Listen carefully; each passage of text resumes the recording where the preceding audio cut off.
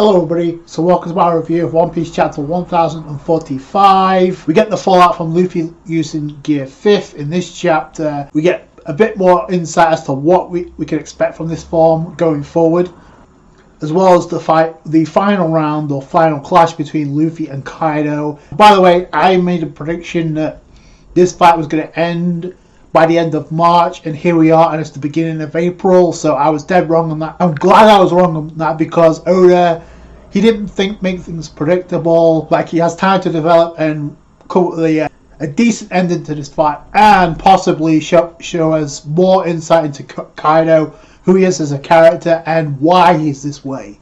So we're going to get that sooner rather than later. But we got Luffy on the cover of Weekly Shonen Jump, as you would expect, because they're promoting the 25th anniversary of One Piece. We also got a colour spread for the design of one of the One Piece, I guess, caravan trucks they're going to be publishing or distributing, so that's pretty cool. The design looks pretty awesome, with the straw hats on it, obviously. And the other things to note are, obviously, Jinbei steering, driving the truck, because he's the helmsman of the straw hats.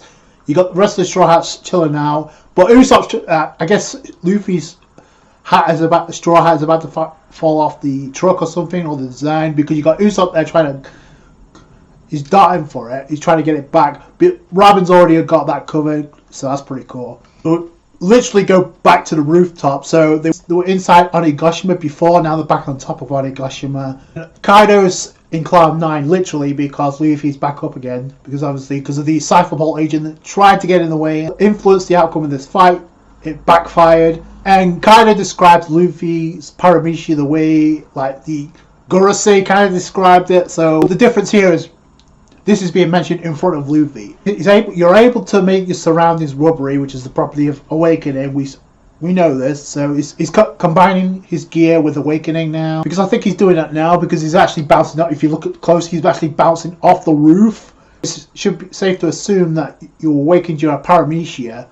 If something feels off, it's like a transformation like this is more of a typical of a Zoan fruit, and Kaido launches, but before he does, it's important to note Luffy's like, he's either not paying attention or he's completely oblivious by that statement. But Kaido immediately swallows Luffy again. He munches on Luffy.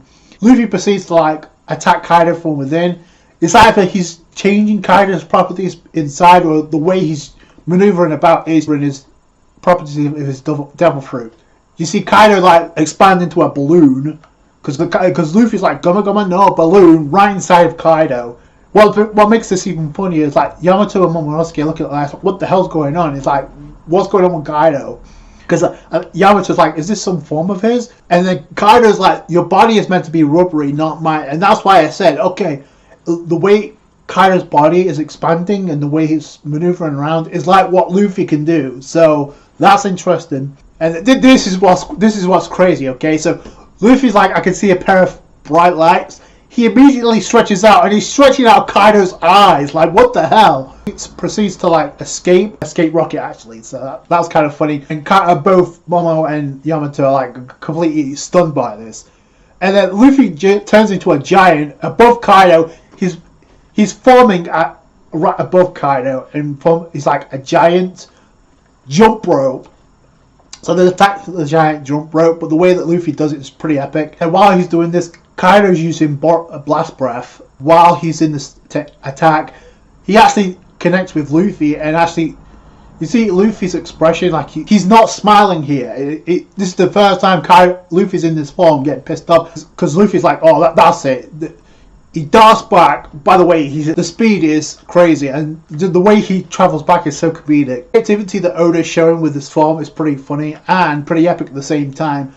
So I can only imagine what this is going to look like in the anime. So Luffy comes in for another attack on Kaido. Kaido preparing a 3-world conquest, Ragnarok, and actually connects with Luffy. The way that Kaido connects sends Luffy back down through the roof. And the expression actually killed me for a second with like Luffy coming back down. Luffy's expression, the expressions of Law, Kid, Chopper, Nami, and Tama was priceless. And the thing to note is like both Tama and Nami are still crying, but they're like, what the... especially seeing Kid and Law this way. Like, what the... Even there, like, whoa, what's going on here? And then this is where we get... Actually, this is pretty cool, because we actually get some hints of not only a time limit for Luffy in this mode, and the way that Luffy switches back is pretty comedic in its own right, as you would expect. He's back to normal, like, and Kaido's like, you're at the end of your rope, you can't beat me.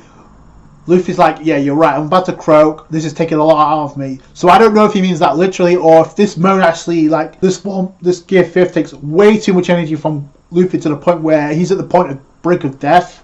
Because I don't think he's going to die, but he may be very close. He may be kind of like Zoro by the end of this fight. And this is pretty cool because it means that Luffy's going to have to find a way to get used to this, like he's done with Gear 4. Because he used it for so long, and he's done for like 10 minutes. He's still the same. He still can't use Haki for 10 minutes, but I'm wondering what the drawback is once, because he literally goes back into Gear 5 after this. It's like, Luffy's like, we're not done yet.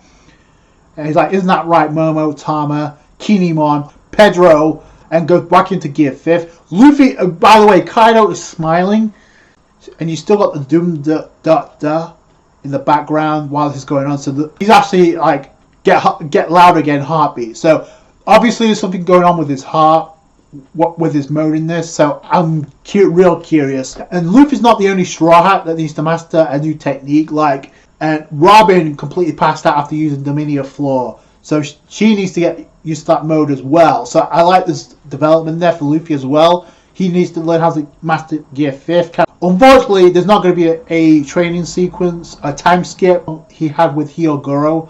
Luffy's going to have to come up with another way of developing this mode and getting used to this mode. Either way, Kaido's like swinging for Luffy as he's going back into Gear 5. Luffy sees this and he doesn't avoid it. Like, he just takes the hit. The way that... But again, the expressions are off the page with Oda. Because the imprint of Kaido's mace is being felt on the back of Luffy's head. And you can see the part of the mace is sticking out of Luffy's nose. And even Luffy's like, this hurts. And the way he's running is just like hilarious to me. Yamato is like, Nani, what the hell? So Kaido uses his mace again. He swings his mace again with Advanced Conqueror's Haki. Takes a swing at Luffy. Luffy avoids that, jumps in the air. As he's doing that, the ground that Kaido's smashing is like bending like rubber because he's already changed like the rooftop to rubber. So Luffy takes this opportunity to like bounce off of another rock and then comes in with another attack that just like a spin cycle with punches coming right for Kaido. And then Kaido's like, what is this pure white transformation? So it's coated with armor plus Conqueror's Haki, and he can influence anything around him with his ability. If he fights with such freedom, so versatile, I've never seen anything like it. So that's basically what the Gorosei said, only this has been said in front of Luffy. And then Luffy just nails Kaido in the face. And absolutely, like, holy... Luffy's punch goes right through Kaido's face. I don't think that's obviously not a KO, but boy, talk about brutal. And this is the thing, like, this fight is comedic, but the Palace Luffy is no joke anymore. Because if he can do that to Kaido, I can only imagine what he can do to others. Look at Luffy's eyes in this form. It's like, I'm having the time of my life, Kaido. That's exactly how Kaido was before the interruption. So now Luffy is having the time of his life. He's going to Gear 5 again. He's about to time out, but Luffy's having the time of his life. It's like he's transformed into a Saiyan all of a sudden. Like he's Goku. Like, I'm having the time of my life fighting you. So that's very interesting. Like, I liked how Oda takes this opportunity to focus in on more of Luffy's techniques when it comes to like Gear 5. I cannot wait to see what this looks like in the anime. The comedic facial expressions is classic One Piece, combined with the epicness of how this fight has been so far. Plus 10, because this fight is not even over yet, and we got Kaido's flashback to go, possibly to get into. You know Kaido's going down, it's just a question of how and when. And the fact that Kaido says there's no one in this world capable of taking me down, well, Luffy's gonna prove Kaido wrong. Before he changes back into Gear 5, he gives a similar speech to Luffy that he gave to Kazuki Oden. When Luffy times out and goes back into base after using Gear 5, Kaido's like, you can rest easy and die then. Tales will be told about how you all fought this war. Luffy's like, I don't care about that. When you're dead, you're only bones and stick. Kind of stick around. And he's laughing as he's saying this. So Yamato's like, he's unrecognizable with his hair and his clothes white like that. So it's not just his hair. It's like his clothes are turning white as well. But like I said, that's interesting. And the fact that Luffy's attack went through Kaido's face. And now Luffy's the one that's kind of in control. And it's like a constant back and forth. Either with Gear 5th. And I like it because same thing that happened with Snake Man. When Luffy awakened Snake Man and used it against Katakuri, it wasn't like a one-man show with Luffy dominating Katakuri. No, this turned out to be one of the most epic fights post time skip.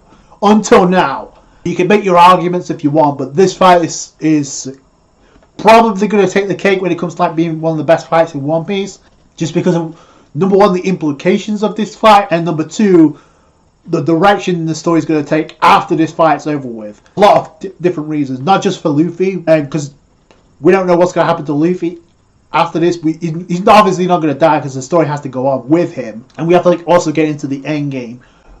No, this fight's going to influence what happens to other characters as well, like Yamato, Momonosuke. What's going to happen to Straw Hats, because we know Robin's on the chase right now. What's going to happen with Zoro? I can't wait to see more of this fight, as well as it being animated. But let me know what you guys think down below. Are you going to buy that One Piece 25th anniversary caravan truck if you can? It looks like it's going to be a lot of money, but it could be money well spent, judging by the looks of it. That's going to do it for you guys. Thank you so much for watching. Like the review if you did it with a thumbs up. I appreciate that. Subscribe to the channel for more One Piece, and I'll catch you guys later. Thanks, guys. Bye.